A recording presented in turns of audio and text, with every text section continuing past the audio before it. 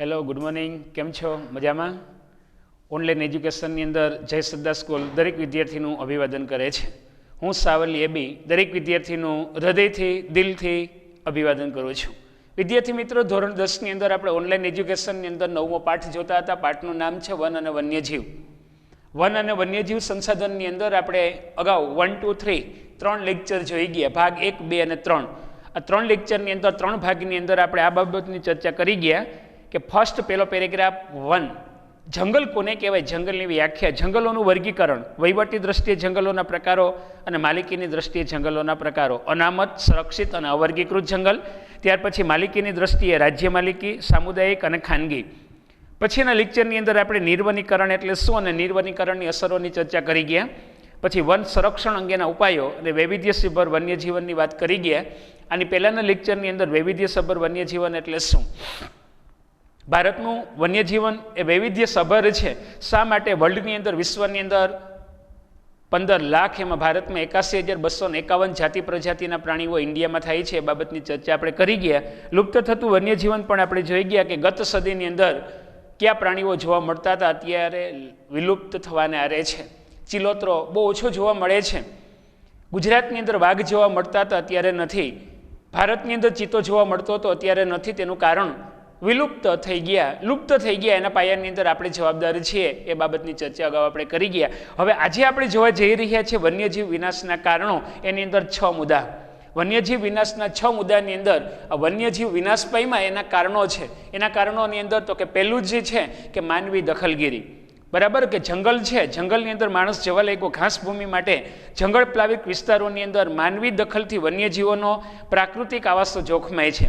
આ માનવી દખલગીરીના કારણે શું થયું તો કે પ્રાકૃતિક આવાસો હતા. કેવા આવાસો હતા વિદ્યાર્થી મિત્રો? તો કે પ્રાકૃતિક આવાસ. અને પ્રાકૃતિક આવાસ એટલે પશુ પંખી પ્રાણીને એવું લાગે કે જંગલ આપણું ઘર છે, એની અંદર રહેતા હતા. પણ માણસ જવા લાગ્યો, જંગલો કાપવા લાગ્યો, તેનો શિકાર કરવા લાગ્યો અને એના કારણે પ્રાકૃતિક સંતુલનના બદલે અસંતુલન થયું. અને એના કારણે પણ આ વન્યજીવ વિનાશના કારણોના 6 મુદ્દાની અંદર પહેલો મુદ્દો તો કે માનવી દખલગીરી. એના માટે આપણે જ જવાબદાર છીએ. આપણી એવી પ્રવૃત્તિના કારણે, આપણી એવી હરકતના કારણે ઘણા બધા પ્રાણીઓ લુપ્ત થયા. ત્યાર પછી બીજો મુદ્દો છે કે જંગલોના વિનાશ. બરાબર, બીજો મુદ્દો શું છે? તો બીજા મુદ્દાની અંદર આપણે જોઈએ કે જંગલોનો વિનાશ. કેનો વિનાશ થયો? તો કે જંગલોનો વિનાશ થયો. બરાબર, આ પહેલો મુદ્દો. આ બીજો મુદ્દો તો કે જંગલોનો વિનાશ. બરાબર, આ જંગલોનો વિનાશ થયો અને એના કારણે શું બન્યું તો કે પ્રાકૃતિક અસંતુલન થયું. આજે પ્રકૃતિનું અંદર જે બેલેન્સ હતું, બેલેન્સના બદલે અનબેલેન્સ થયું. આ પ્રાકૃતિક અસંતુલન થયું. એટલે આ રીતે જંગલોનો વિનાશના કારણે પ્રાકૃતિક અસંતુલન માટે સૌથી વધારે કારણભૂત એ જવાબદાર પરિબળ છે અને એટલે માનવ. અને એના કારણે વન્યજીવોની સંખ્યામાં ઘટાડો થાય છે. જંગલોનો વિનાશ થાય છે અને પ્રાકૃતિક અસંતુલન થાય છે.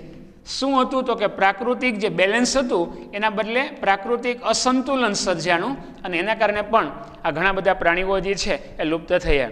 ગુજરાતમાં વાઘ હતો, અત્યારે નથી. એનું કારણ શિકાર. ગુજરાતની અંદર લીલાછમ, સરસ મજાના લીલાછમ જંગલો હતા. હલો, જય સરદાર સ્કૂલ. સરસ મજાના લીલાછમ જંગલો હતા, જંગલો કપાણા અને એના કારણે હાથી લુપ્ત થઈ ગયો. ગુજરાતમાં વાઘ લુપ્ત થઈ ગયો. ઘણા બધા પ્રકારના પ્રાણીઓ એ લુપ્ત થઈ ગયા. એના પાયાની અંદર આપણે જવાબદાર છીએ. બરાબર, આપણે ખુદ જવાબદાર છીએ. આપણી એવી પ્રવૃત્તિના કારણે આ વસ્તુ બની. એટલે ખાસ જંગલ વિનાશના કારણોની અંદર પહેલો મુદ્દો તો કે માનવી દખલગીરી એટલે કે પ્રાકૃતિક આવાસો જોખમાણા અને એના કારણે એ પ્રાણીઓ લુપ્ત થઈ ગયા, જોખમાય. બીજો મુદ્દો તો કે જંગલોનો વિનાશ. પ્રાકૃતિક અસંતુલન માટે સૌથી વધારે કારણભૂત આ મુદ્દો છે. જંગલો કપાય છે એટલે પશુ પંખી પ્રાણીઓ ઘર વગરના થાય છે, આશરા વગરના થાય છે, નિરાશ્રિત થાય છે અને એના કારણે એનો શિકાર થાય છે. એ બાબતની ચર્ચા અગાઉ આપણે કરી ગયા કે પશુ પંખી પ્રાણીઓ જંગલ વગરના, ઘર વગરના થાય અને સોસાયટીમાં જાય, પછી સોસાયટીની અંદર એની હત્યા કરવામાં આવે અથવા એ માણસ ઉપર હુમલો કરે અને માણસ એનો શિકાર કરે. તો આ રીતે ઘણી વખત પશુ પંખી પ્રાણીઓ આજે છે એ ગાય ભેંસ ઉપર શિકાર કરવા માટે આવે છે અને પોતાની ભેંસ બચાવવા માટે કે બળદ બચાવવા માટે પણ એ કદાચ એનો શિકાર કરવામાં આવે છે. તો આ રીતે આપણી એવી પ્રવૃત્તિના કારણે આજે પ્રાકૃતિક બેલેન્સ અનબેલેન્સ થયું, પ્રાકૃતિક અસંતુલન થયું. એ પણ એને માટે એટલો જ જવાબદાર, અગત્યનો કે મહત્વનો મુદ્દો ગણી શકાય. ત્યાર પછી ત્રીજો મુદ્દો છે. બરાબર, આ ત્રીજા મુદ્દાની અંદર પશુ પંખી પ્રાણીની હત્યા થાય છે. કેના માટે? તો કે વાળ, નખ, ત્યાર પછી ખાલ. ખાલ એટલે આપણે કહીએ કે ચામડી. બરાબર, પછી હાડકાં, શિંગડા, એના માટેથી તેની હત્યા કરવામાં આવે છે, બરાબર. ત્યાર પછી પીછા, આ બધી બાબતો માટે. ઈંડા, શા માટે? તો કે પશુ પંખી પ્રાણીની હત્યા, તો કે વાળ માટે, બરાબર. અમુક અમુક ઘેટા છે તો ઘેટાની વાળ માટે, પછી અમુક અમુક ખાલ, ખાલ એટલે ચામડી, ત્યાર પછી હાડકાં, શિંગડા, નખ અથવા પીછા, ઈંડા, અને એના માટેથી એ થતો શિકાર, બરાબર. સિંહની હત્યા અને વાઘની હત્યા, વાઘ, વરુ, સિંહ, ચિત્તા, દીપડા. આ વાઘ, વરુ, સિંહ, ચિત્તા, દીપડાની હત્યા શા માટે કરવામાં આવે છે? તો કે તેનું ચામડું કિંમતી ગણાય છે, તેની ખાલ, બરાબર. આ વાઘનું ચામડું, તેની કિંમત 4 લાખ 5 લાખ હોય તો લોકો, સ્મગલર લોકો, શિકારી લોકો એ વાઘની હત્યા કરે છે. દીપડાની હત્યા કરે છે તેના ચામડા માટે, સિંહની હત્યા કરે છે તેના નોર માટે, નખ માટે. તો આ રીતે ઘણી વખત એના વાળ માટેથી હત્યા, એના નખ માટેથી હત્યા, તેની ચામડી માટેથી હત્યા, એના હાડકા, શિંગડા, પીછા કે ઈંડા માટેથી એની હત્યા કરવામાં આવે છે. પક્ષીની હત્યા તેના પીછા અને ઈંડા માટે કરવામાં આવે છે, બરાબર. તો મોર છે તો મોરના સરસ મજાના એ પીછા છે તો પીછા માટેની હત્યા કરવામાં આવે છે. ઘણા બધા પક્ષીઓની હત્યા તેના રંગીન પીછા માટે કરવામાં આવે છે. તો આ રીતે વન્ય જીવોના વિનાશના કારણો, કેટલા કારણો? તો કે 6 કારણની અંદર આપણે 1 2 3 3 કારણ જોઈએ.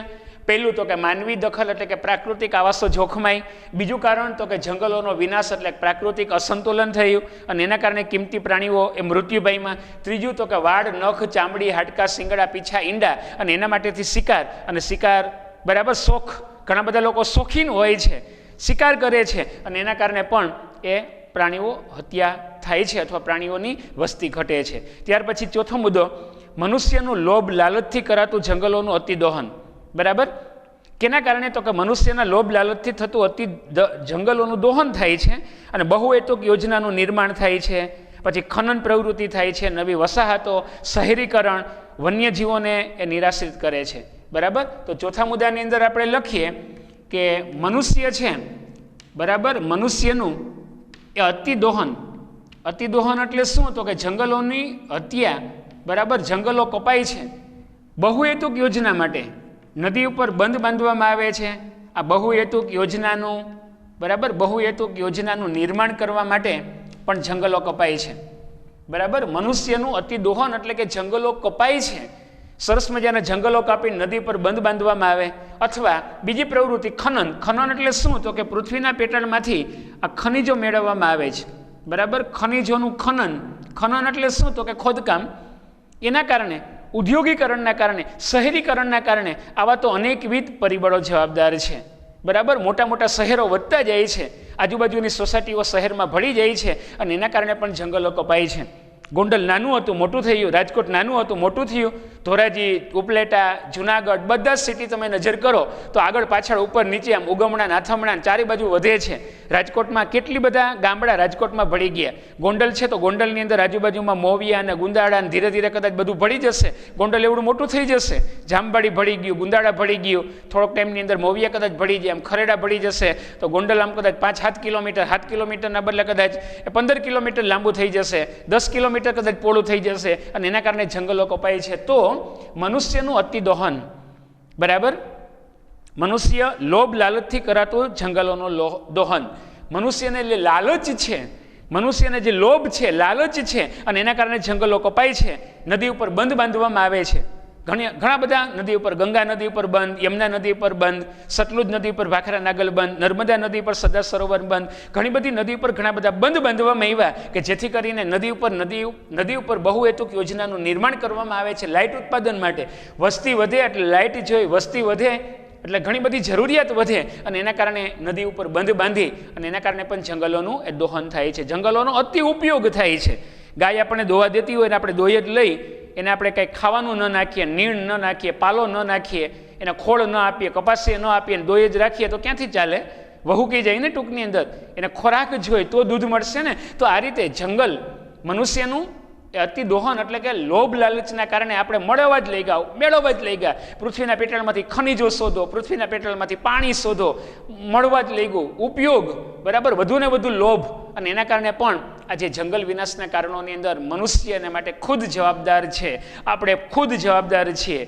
તો 1 2 3 4 ચોથો મુદ્દો. પછી પાંચમો, ઘાસચારો, બળતણ અને પશુચરણ માટે જંગલો ઉપર કરાતું દબાણ અને એના કારણે પણ જંગલોમાં આગ લાગે છે. અને ઘણા બધા પ્રાણીઓ મૃત્યુ પામે છે. અને એ ખાસ કરીને જો બચ્ચા ઉછેરવાની સિઝન હોય, એનો પ્રજનન સમયગાળો હોય અને ઈંડા સેવવાનો જે ગાળો હોય એ સમય દરમિયાન જંગલમાં આગ લાગે તો ઘણા બધા પ્રાણીઓની વસ્તી એ ઘટે છે. તો આ રીતે ઘાસચારો, બળતણ કે પશુચરણ માટે, બરાબર. ચોથો પછી પાંચમો મુદ્દો, જંગલોમાંથી આપણને શું મળે છે તો કે ઘાસ. હવે ઘાસચારો મેળવવા માટેથી, પછી બળતણ મેળવવા માટેથી, બરાબર, ઘાસચારો મેળવવા માટે, બળતણ મેળવવા માટે કે પશુચરણ માટે, જંગલોની અંદર પશુ ચરાવવા માટે જાય છે, બરાબર. આ પશુચરણ અને એના કારણે પણ આ જંગલો એ કપાય છે. પશુના કારણે પણ જંગલો ઘટે છે. ઘાસચારો મેળવવા માટે પણ સૂકા લાકડાને બદલે લીલા લાકડા પણ મેળવે છે, ઝાડવા કાપે છે. એટલે આ રીતે ઘાસચારો, બળતણ કે પશુચરણ માટે જંગલો પર એ દબાણ વધી રહ્યું છે. કેના પર દબાણ વધી રહ્યું છે? ઘાસચારો મેળવવા માટે, બળતણ મેળવવા માટે, પશુચરણ માટે જંગલો પર દબાણ વધી રહ્યું છે. અને એના કારણે પણ એ જંગલો ઘટે છે. અને એના કારણે વન્યજીવો વિનાશ પામે છે. જંગલોનું ઘટવું, વૃક્ષ વાવો, વરસાદ લાવો, તન મન ધન, એથી ઉપર વન, આપણે વાતો કરીએ છીએ, પણ એમ છતાં જંગલ કપાય છે. જંગલ બચાવવા માટેના આપણા પ્રયાસો કેટલા? વિદ્યાર્થી મિત્રો વિચારો. જય સરદાર, ઓકે, ઓનલાઈન એજ્યુકેશનની અંદર જય સરદાર સ્કૂલની અંદર આપણે ભણીએ છીએ. આપણને ખબર છે કે સરસ મજાના ચારે બાજુ વૃક્ષો છે. હાઈવેથી માંડીએ ને અહીંયા સુધી ઘણા બધા વૃક્ષો આપણે વાવ્યા છે. પરંતુ બધા જ વૃક્ષ વાવે, 1 અબજથી વધુ વસ્તી છે. ગુજરાતની 6 કરોડ વસ્તી છે. 6 કરોડ લોકો 2 વૃક્ષ વાવે તો 12 કરોડ વૃક્ષ થઈ જાય. ગોંડલમાં 1.5 લાખ વસ્તી છે, કદાચ 1.5 લાખ લોકો 2 વૃક્ષ વાવે તો 3 લાખ વૃક્ષ થઈ જાય. હરિયાળું ગોંડલ થઈ જાય. તો આ રીતે પશુ પંખી પ્રાણીનો પ્રજનન સમય દરમિયાન જો જંગલમાં આગ લાગે, એના ઈંડા સેવા સમય દરમિયાન જો આગ લાગે અને એના કારણે જંગલો બળી જાય અને એના કારણે પશુ પંખી પ્રાણીઓની વસ્તી ઘટી જાય અને નકારાત્મક અસર થાય છે. આપણે જોઈએ છીએ કે ઈશ્વરે જે સર્જન કર્યું છે, જીઓડી, ગોડ, બ્રહ્મા, વિષ્ણુ અને મહેશ, એ બધું સર્જન એ ઓકે છે. પરંતુ જનરેટર, જીઓડી, જી એટલે જનરેટર, બ્રહ્મા પૃથ્વીના સર્જક છે, ઓ એટલે ઓપરેટર, વિષ્ણુ ભગવાન એ બધું સંચાલન કરે છે, અને ડી એટલે ડીકમ્પોઝર, સહારક, એટલે બ્રહ્મા, વિષ્ણુ અને મહેશ, શિવ એના સહારક છે. બ્રહ્મા, વિષ્ણુ અને મહેશ, એક સર્જન કર્યું, એક ચલાવે છે, એક સહાર કરે છે. તો આ રીતે સમગ્ર પૃથ્વી ઉપર લીલુંછમ એ બધું રહે. જન્મ, એનું મૃત્યુ નિશ્ચિત છે. સરસ મજાનું લીલું પાંદ હોય, ધીરે ધીરે પરિપક્વ પીળું પડી જાય, ખરી જાય છે પાનખર ઋતુમાં. તો આ રીતે બરાબર બધું બેલેન્સ ચાલે છે, પણ બેલેન્સના બદલે અનબેલેન્સ થાય. સરસ મજાની લીલીછમ ડાળી હોય ને કોઈ કાપી નાખે તો વૃક્ષને દુઃખ થતું હશે. તો આપણે જાણીએ છીએ. તો આ રીતે વન્યજીવ વિનાશના કારણો આપણે ભણી રહ્યા છીએ 6 મુદ્દાની અંદર. માનવી દખલગીરી અને એના કારણે પ્રાકૃતિક આવાસો જોખમાય છે. બીજો મુદ્દો જંગલોનો વિનાશ, એટલે કે પ્રાકૃતિક અસંતુલન થયું, બેલેન્સના બદલે અનબેલેન્સ થયું. ત્રીજો મુદ્દો તો કે વાળ, નખ, ચામડી, હાડકા, શિંગડા, પીછા, ઈંડા અને એના માટેથી પ્રાણીઓનો શિકાર કરવામાં આવે છે. ચોથો મુદ્દો મનુષ્યનું લોભ અને લાલચના કારણે જંગલોનું અતિદોહન, બહુહેતુક યોજનાનું નિર્માણ અને એ ઉપરાંત ખનિજોનું ખનન અને એના કારણે પણ જંગલો અથવા આ બધી બાબતો વન્ય પ્રાણીઓ વિનાશ પામે છે. 5મા મુદ્દાની અંદર આપણે જોયું કે ઘાસચારો મેળવવા માટે, બળતણ મેળવવા માટે કે પશુચરણ માટે જંગલો ઉપર જે દબાણ વધી રહ્યું છે. જંગલોમાં ઘણી વખત આગ લાગે છે, કુદરતી આગ લાગે છે, દાવાનળ, અને ઘણી વખત માનવસર્જિત, મનુષ્ય પોતાના સ્વાર્થ માટેથી જંગલમાં આગ લગાડે છે અને ઘણી બધી જાતિ પ્રજાતિ એમાં ભરખી જાય છે. ભરખી જવું એટલે ટૂંકમાં નામ શેષ થઈ જવું. તો આ રીતે પશુ પ્રાણીઓ, વન્યજીવની સંખ્યા ઘણી વખત ઘટે છે. એના માટે આપણે પણ જવાબદાર હોઈ શકીએ. ત્યાર પછી 1, 2, 3, 4, 5 આપણે 4, 5 પછી 6ઠો મુદ્દો, પોતાના કુદરતી નિવાસ નષ્ટ થવાથી. બરાબર, આ 6ઠો મુદ્દો છે તો કે પ્રાણીઓ છે એ પોતાનો જે કુદરતી હતા, પોતાના કુદરતી આવાસો જે હતા, બરાબર, જંગલો હતા, એ પ્રાણીઓના કુદરતી આવાસો હતા, પોતાના કુદરતી આવાસો એ નષ્ટ થાય. શું થાય છે તો કે પોતાના કુદરતી આવાસો, વાઘ જે ગુફામાં રહેતો હોય, સિંહ જે જંગલમાં રહેતો હોય, એ પોતાનો કુદરતી આવાસ નષ્ટ થાય એટલે ઘર વગરના થઈ જાય, બેઘર બની જાય અને એના કારણે જંગલની બહાર આવે અને એના કારણે પ્રાણીઓ, બરાબર, જંગલ વગરના, ઘર વગરના એ પ્રાણીઓ એ માનવી સાથેની અથડામણમાં ક્યારેક જીવ ગુમાવે છે. ઘણી વખત છાપામાં આપણે જોઈએ છીએ કે દીપડો શિકાર કરવા માટે જાય, કોઈ સબસ્ટેશન હોય ને એની ઉપર મોર બેઠો હોય ને શિકાર કરવા માટે જોઈ અને મોર ઉડી જાય અને કદાચ એને શોટ લાગે અને મરી જાય. શિકારી ખુદ શિકાર હો ગયા. એ ગયો તો શિકાર કરવા માટે, કૂવો હોય ને કૂવામાં કબૂતર હોય ને કબૂતરને કદાચ પકડવા માટે જાય અને કબૂતરના બદલે કદાચ એ કૂવામાં ખાબકે અને એ બહાર નીકળવા માટેના ફાફા મારે. આખો કૂવો ભર્યો હોય તો કદાચ એ ડાઈ મારીને નીકળી જાય, પણ કૂવો એ પાણી ઊંડું વયું ગયું, એમાંથી બહાર નીકળી ન શકે. એ પોતાના નખથી એ બહુ ટ્રાય કરે, નખ પણ કદાચ એના એ તૂટી જાય અને છેલ્લે એ કદાચ થાકી જાય અને એ ડૂબી અને મૃત્યુ પામે. આવું ઘણી વખત બને છે, આપણે જાણીએ છીએ. શિકારી ખુદ શિકાર હો ગયા. તો આ રીતે વન્યજીવ વિનાશના કારણોની અંદર આપણે 1 2 3 4 5 6 7 7 મુદ્દા, અને એની અંદર આપણે 6 મુદ્દા ભણ્યા કે પોતાના કુદરતી આવાસો નષ્ટ થવાથી શું તો કે વન્ય પ્રાણીઓ બહાર નીકળે છે, જંગલની બહાર નીકળે છે અને માનવ સાથેની અથડામણની અંદર ઘણી વખત એ કોઈ સોસાયટીમાં આવે છે અને માણસ ઉપર હુમલો કરે છે અને માણસ એનો શિકાર કરે છે. ઘણી વખત રોડ ઉપર જાય છે અને વાહનની હડફેટમાં આવી જાય છે અને મૃત્યુ પામે છે. ટ્રેનના પાટામાં આવી અને મૃત્યુ પામે છે. કૂવામાં ઘણી વખત ખેતરમાં શોટ મૂક્યો હોય, શોટ લાગવાના કારણે એનું મૃત્યુ પામે છે. તો શોર્ટ સર્કિટના કારણે, ખુલ્લા કૂવામાં પડી જવાના કારણે, તો એનું કારણ શું છે તો કે પોતાના કુદરતી આવાસો નષ્ટ થયા એટલે વન્યજીવો વિનાશ પામ્યા. અને ત્યાર પછી લાસ્ટ છેલ્લો મુદ્દો છે પ્રાણીજ ઔષધિઓ કે સુગંધી દ્રવ્યો મેળવવા માટે કરાતો શિકાર, અને એના કારણે એ પ્રજાતિ એ વિલુપ્તતા આ રહે છે. બરાબર. આ 7મો મુદ્દો. 6 પછી 7મો મુદ્દો. 7મા મુદ્દાની અંદર આપણે જોશું કે પ્રાણીજ ઔષધિઓ. કેવી ઔષધિઓ તો કે પ્રાણીજ ઔષધિઓ. બરાબર. ઘણી બધી ઔષધિઓ છે. પ્રાણીજ ઔષધિઓ મેળવવા માટે અથવા સુગંધી દ્રવ્યો, ઘણા બધા સુગંધી દ્રવ્યો જે છે એ જંગલની અંદરથી, પ્રાણીઓની અંદરથી મળે છે અને એના કારણે સુગંધિત દ્રવ્યો મેળવવા માટે એ શિકાર કરવામાં આવે છે. બરાબર. મેળવવા થતો શિકાર, અને એના કારણે પણ આ જે જંગલના પ્રાણીઓ એ નામશેષ થયા. બરાબર. વિદ્યાર્થી મિત્ર, આપણે જોતા હતા 7 કારણ. માનવી દખલગીરી, પ્રાકૃતિક આવાસ, જંગલોના વિનાશ માટે પ્રાકૃતિક અસંતુલન, વાડ, નખ, હાડકાં. ત્યાર પછી મનુષ્યનું લોભ લાલચના કારણે જંગલોનું થતું અતિદોહન, બહુહેતુક યોજના કે ખનિજોનું ખનન કે શહેરીકરણ. ત્યાર પછી ઘાસચારો, બળતણ કે પશુચરણ માટે કરવામાં આવતું જંગલો ઉપર એ અતિ ભારણ, દબાણ વધી રહ્યું છે. ત્યાર પછી પોતાના કુદરતી આવાસો નષ્ટ થાય છે. અને ત્યાર પછી લાસ્ટ છેલ્લો મુદ્દો આપણે જોતા હતા કે પ્રાણીજ ઔષધિઓ, જે પ્રાણીમાંથી બનતી હોય તેવી ઔષધિઓ. કચ્છ છે તો કચ્છની અંદર સાંઢા, ગરોળી જેવું કે કાકીડા જેવું જે સાંઢા હોય એ સાંઢાનું એ મારી ઉકાળી અને એમાંથી તેલ, અને એ આપણા કોણી કે ખંભા કે હાંધા દુખતા હોય તો સાંધા દુખતા હોય એને માટે સાંધાનું તેલ, તો સાંધા બધા નષ્ટ થઈ જાય. અમુક પ્રકાર જે છે ઘણા બધા એવા જે કિંમતી છે, ખાસ કરીને દવા બનાવવા માટે એકસિંગી ગેંડો. ભારતની અંદર, અસમની અંદર એકસિંગી ગેંડો જોવા મળે છે કાજીરંગામાં. એનું જે વાડ છે, આગળ શિંગડું છે, એ શિંગડામાંથી દવા બને છે ને એના માટે એકસિંગી એ ગેંડાની હત્યા થાય છે. દવા મેળવવા માટે, બરાબર, એ એકસિંગી ગેંડાની હત્યા થાય છે. શા માટે? તેના ગુચ્છ, એ વાડની ગુચ્છ છે, બરાબર, એનું શિંગડું છે, એ શિંગડા માટે, તો કે એમાંથી દવા બને છે, એ માટે એની હત્યા કરવામાં આવે છે. તો આ રીતે ઘણા બધા મેલીવિદ્યા માટે ઘુવડની હત્યા થાય છે, મંત્રતંત્ર મેલીવિદ્યા માટે. તો આ રીતે ઘણા બધા એવા જે પ્રાણીઓ છે, ઘણા બધા એવા પક્ષીઓ છે, અને એના કારણે આ રીતે પ્રાણીજ ઔષધિઓ, એમાંથી દવા બને છે, પ્રાણીમાંથી દવા બને છે, અને એના કારણે એ વસ્તુ બને છે.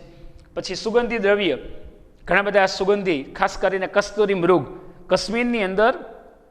કાશ્મીરની અંદર હિમાલયના હિમાચ્છાદિત શિખર ઉપર કસ્તુરી મૃગ છે, અને કસ્તુરી મૃગની અંદર નાભી એટલે એની ડૂટી ટૂંકની અંદર નાભીમાંથી નીકળતો સુગંધી પદાર્થ, અને એના માટેથી એ કસ્તુરી મૃગની હત્યા કરવામાં આવે છે, સુગંધી પદાર્થ કાઢી લેવામાં આવે છે.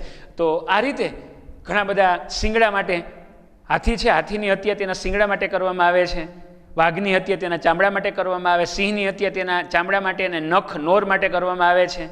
ઘણા બધા પ્રાણીની હત્યા તેના ખાલ, ચામડા માટે કરવામાં આવે છે. કાચબાની હત્યા તેની ઢાલ માટે કરવામાં આવે છે. મગરની હત્યા તેના ચામડા માટે, નાગની હત્યા તેની ચામડી માટે, એમાંથી સરસ મજાના બેલ્ટ બને છે. બેલ્ટ 2000-3000નો બેલ્ટ બને નાગની ચામડીમાંથી બનેલો. તો આ રીતે આપણે આપણા સ્વાર્થ માટેથી, મને ફાયદો મળે એ માટેથી હું પ્રાણીને મારું, આ લોકોની માનસિકતા દૂર થવી જોઈએ. તો વિદ્યાર્થી મિત્રો, આપણો જે ટોપિક હતો, બરાબર, 9મા પાઠની અંદર, ધોરણ 10ની અંદર, આજે 4થા લેક્ચરની અંદર વન અને વન્યજીવ સંસાધનની અંદર આપણે લગભગ એક મુદ્દો જોયો કે વન્યજીવ વિનાશના કારણો, અને એની અંદર આપણે 1 2 3 4 5 6 7 7 મુદ્દા ભણ્યા. હવે એની અંદર મુદ્દો છે આટલું જાણવું ગમશે. ઓકે વિદ્યાર્થી મિત્રો, આટલું જાણવું ગમશે. તેની અંદર લાલ પાંડા વિશે આપવામાં આવ્યું છે કે લાલ પાંડા એટલે ભારતના પૂર્વ હિમાલયના શીતવનની અંદર જે જોવા મળે છે. આ લાલ પાંડા ક્યાં જોવા મળે તો કે ભારતની પૂર્વ સરહદે, બરાબર, હિમાલયના હિમાચ્છાદિત શિખરમાં જોવા મળે છે. એનો ખોરાક તો કે વાંસની કૂપણ, બરાબર, સૌથી ઝડપથી ઉગતું ઘાસ એટલે વાંસ. એક દિવસમાં 2-3 ફૂટ જેટલું વધે છે વાંસ. આ વાંસના બંબુ ખેડૂત હોય તો ખરપિયો જે બને છે તે આપણે લાકડી હોય, લાકડી શેરડીની જેમ કાતરીવાળી જે લાકડી છે એ વાંસ, બરાબર. લીલા વાંસમાંથી કદાચ અથાણું પણ બને છે, સરસ મજાનું કૂણું એ ગળહટું હોય ટૂંકની અંદર. તો વાંસની કૂપણો, પછી ઈંડા, નાના પક્ષીઓ અને જીવજંતુની એ હત્યા કરે છે અથવા ખાય છે, બરાબર. લાલ પાંડા કેવું હોય? ચિત્રમાં આપ્યું છે 69 પેજ ઉપર કે લાલ પાંડા એટલે કે નોરિયા જેવું, બિલાડી જેવું, બરાબર.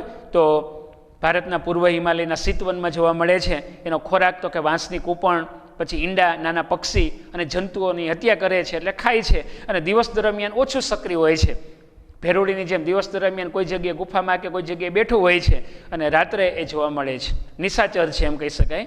અને ભારત, ચીન, નેપાળ, આજુબાજુના દેશોમાં નજર કરો, ભારત, ત્યાર પછી ચીન, નેપાળ, ભૂતાન, મ્યાનમાર એની વસ્તી જોવા મળે છે.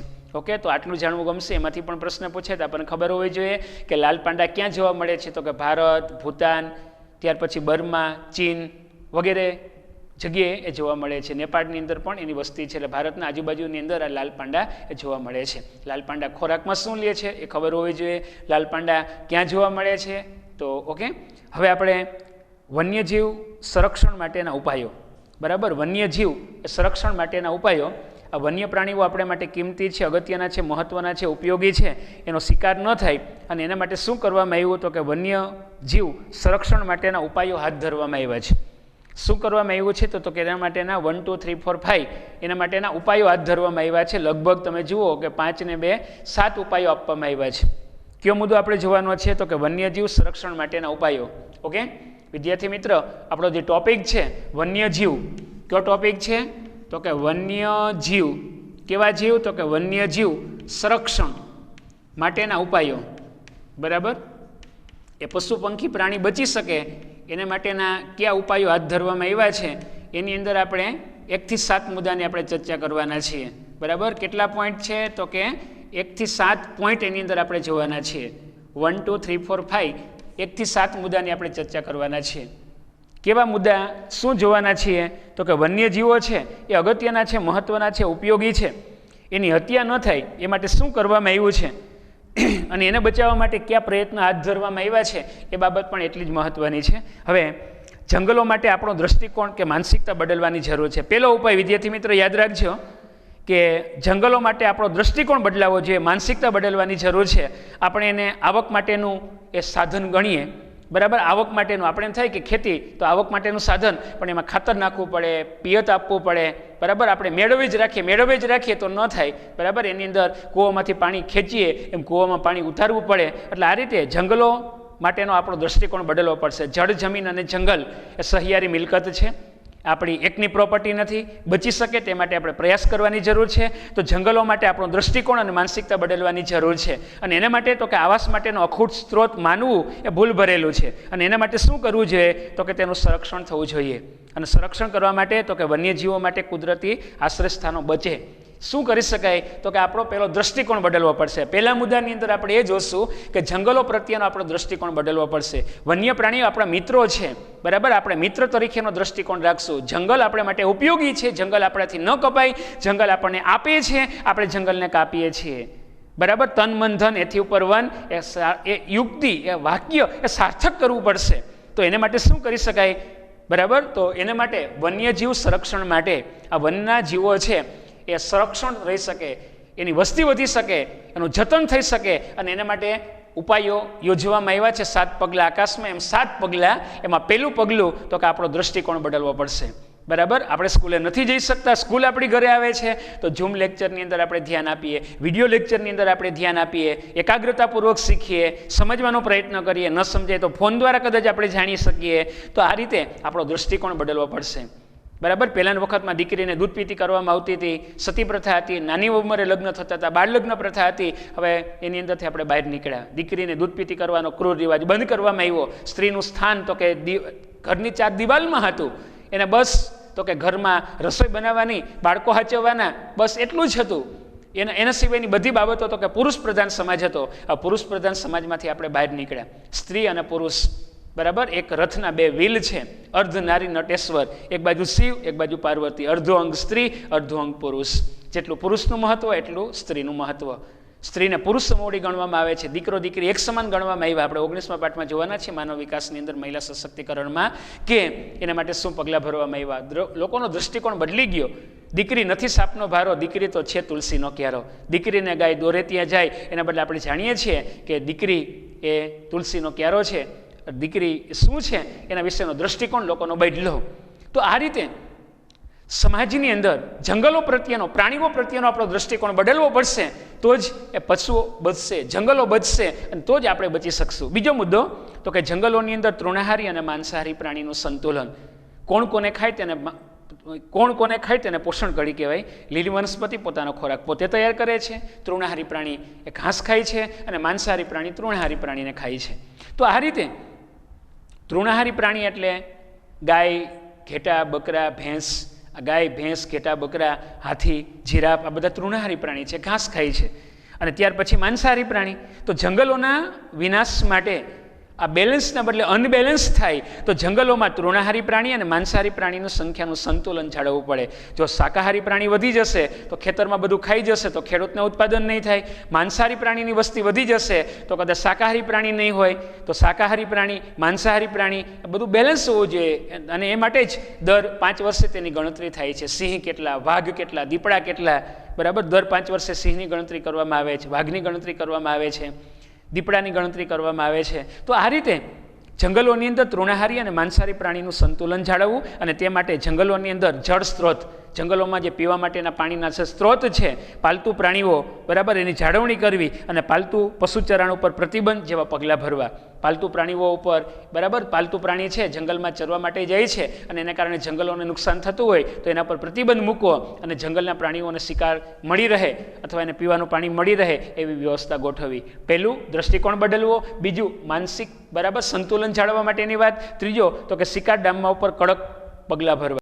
જે પશુનો શિકાર કરે છે, પ્રાણીનો શિકાર કરે છે, કોઈ લોકો, કોઈ શિકારી શિકાર ન કરે અને શિકાર કરે તો તેનો સખ્તાઈથી અમલ કરવો. અથવા જંગલોની અંદર ગેરકાયદેસર જે ખનન કાર્ય થાય છે, ખોદકામ થાય છે અને એ બધી પ્રવૃત્તિ ઉપર કડક સજા કરવી. કોઈ પણ પ્રવૃત્તિ થતી હોય, ખનન કાર્ય થતું હોય તો અટકાવવું. શિકાર થતો હોય તો શિકારીને કડકમાં કડક સજા કરવી જોઈએ કે જેથી કરીને એને માટે દંડની જોગવાઈ કરવી જોઈએ કે બીજા આ ખનન કાર્ય ન કરે, એનો શિકાર ન કરે, બીજાને એમાંથી પ્રેરણા મળે તો આવા પગલાં ભરી શકાય. પહેલું તો કે દૃષ્ટિકોણ બદલવો. બીજામાં શાકાહારી માંસાહારી પ્રાણીનું સંતુલન જાળવવું. ત્રીજા મુદ્દામાં શિકાર ડામમાં ઉપર કડક નિયંત્રણ મૂકવું અને કોઈ પણ શિકાર કરે તો તેને દંડ. ચોથો મુદ્દો તો કે વન્યજીવોના પ્રજનન કાળમાં તેને ખલેલ ન પડે તેવી વ્યવસ્થા કરવી.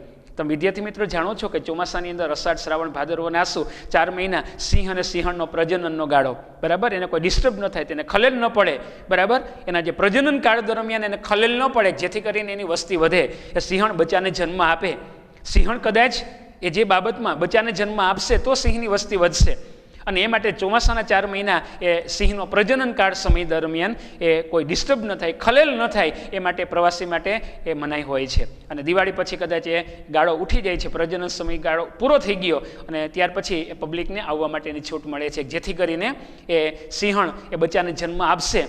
અને આ રીતે તો કોઈ પણ પશુ પંખી પ્રાણીઓ એનો ચોક્કસ પ્રજનન સમયગાળો હોય છે અને એ સમયગાળા દરમિયાન એને ડિસ્ટર્બ ન થાય અને એ માટે એવી વ્યવસ્થા ગોઠવવી જોઈએ કે જેથી કરીને એની વસ્તી વધે, એનું સંવર્ધન થાય, એનું જતન થાય એ માટેના પગલાં. પહેલો, માનસિક દૃષ્ટિકોણ બદલવો પડશે. બીજું, શાકાહારી માંસાહારી પ્રાણીઓનું સંતુલન જાળવવું પડશે. ત્રીજું, શિકાર ડામમાં ઉપર કડક નિયંત્રણ કરવું પડશે. ચોથો મુદ્દો, વન્યજીવોના પ્રજનન કાળમાં તેને ખલેલ ન પહોંચે એનું ધ્યાન રાખવાનું. પાંચમો મુદ્દો, જંગલ ક્ષેત્રમાં થતી માછીમારી, બરાબર, જંગલની અંદર જે માછીમારી પ્રવૃત્તિ થતી હોય, ઘણા બધા વન્ય પેદાશ એકત્રીકરણ માટે જંગલમાં જતા હોય, ઘણા બધા પ્રવાસીઓ જંગલમાં જતા હોય અને એના કારણે જંગલને નુકસાન થતું હોય તો એના ઉપર પ્રતિબંધ મૂકવો અથવા એના માટે પગલાં ભરવા. એટલે જંગલની અંદર માછીમારી પ્રવૃત્તિ, વન પેદાશ એટલે લાખ, રાળ, ગુંદ, મધ એકઠું કરવા માટે લોકો જાય છે. પ્રવાસન પ્રવૃત્તિના કારણે વન્યજીવો ઉપર પડનારી અસર, વનના પ્રાણીઓને જે ડિસ્ટર્બ થાય છે, ખલેલ થાય છે,